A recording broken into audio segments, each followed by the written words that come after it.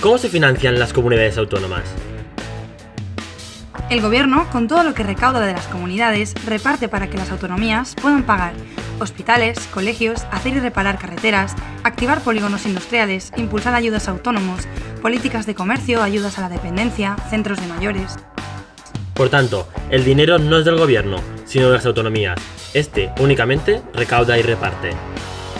Sin embargo, el actual modelo es de 2009, que supuso un avance con respecto a 2002, aunque por la infrafinanciación fue insuficiente, pero se debería haber modificado en 2013, y el siguiente periodo caducaría en 2018, pero llevamos 4 años de retraso al no revisarse. Y por eso hemos concentrado el gasto en sanidad, educación y políticas sociales. Y el resto de competencias, como política industrial, de empleo e infraestructuras, sufren la falta de recursos. ¿En qué situación estamos? Somos la última comunidad en el sistema de financiación autonómica. Y si recibiéramos como la media, recibiríamos 1.300 millones más al año. Si estuviéramos como La Rioja, hasta 4.600. En lugar de modificar el modelo, el gobierno de Rajoy ha usado el FLA. De esta manera es el gobierno quien decide cuánto, cómo y cuándo se da dinero a cada autonomía, sin criterios objetivos.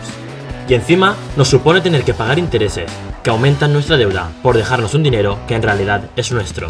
Es decir, las valencianas y los valencianos recibimos menos dinero porque el modelo de sistema de financiación autonómica es injusto. Por tanto, estamos mal financiados a pesar de ser casi el 11% de la población española y más del 9% del Producto Interior Bruto. Las valencianas y los valencianos exigimos un modelo de financiación justo. Porque no queremos ser más que nadie, pero tampoco menos. Queremos igualdad. Ni más ni menos.